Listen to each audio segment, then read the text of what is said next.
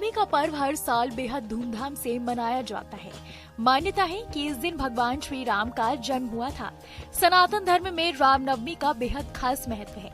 इस साल रामनवमी का पर्व 17 अप्रैल को मनाया जाएगा। रामनवमी का दिन भगवान राम के जन्मोत्सव के रूप में मनाया जाता है। रामनवमी के दिन बजरंगबली जी की भी पूजा का महत्व है।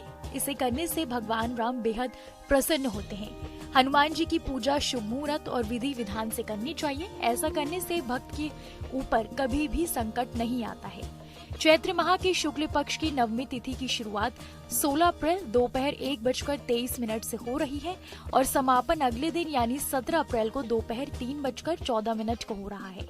उदया तिथि को मानते हुए रामनवमी का त्योहार 17 अप्रैल को मनाया जाएगा। भगवान हनुमान को लाल रंग बेहद पसंद है, इसलिए लाल रंग का फूल अर्पण करें, जैसे गुड़हल, गुलाब। वहीं भोग में लड्डू हनुमान जी को बेहद पसंद है। साथ ही हनुमान जी को चमेली का तेल और सिंदूर का चोला चढ़ाएं। ऐसा करने से भक्तों को विशेष फल की प्राप्ति होगी। रामनवमी के दिन पूजा पाठ कैसे करें, क्या है सही विधि, चलिए जानते हैं।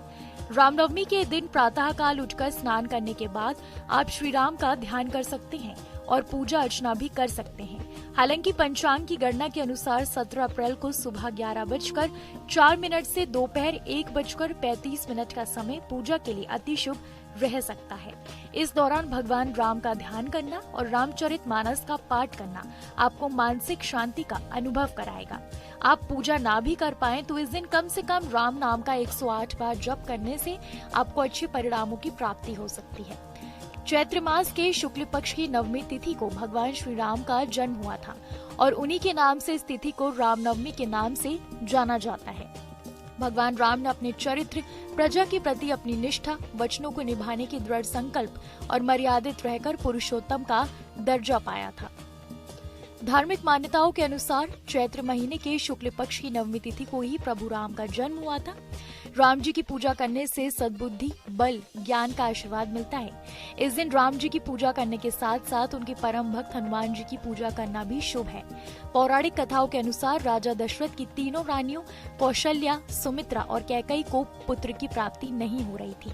तब राजा ने पुत्रेष्टि यज्ञ करवाया था और प्रसाद के रूप में खीर तीनों रानियों को खिलाई थी, जिसके बाद तीनों रानियों ने गर्भ धारण किया था। करीब 9 महीनों के बाद कौशल्या ने भगवान राम, कैकेयी ने भरत और सुमित्रा ने लक्ष्मण को जन्म दिया। जिस दिन राम जी का जन्म हुआ था तब नवमी तिथि थी। कैसी लगी आपको हमारी ये जानकारी, हमें कमेंट बॉक्स में जरूर बताएं। बाकी धर्म कर्म से जुड़ी तमाम जानकारियों के लिए सब्सक्राइब कीजिए हमारा डिजिटल चैनल और देखते रहिए न्यूज नेशन स्तुति।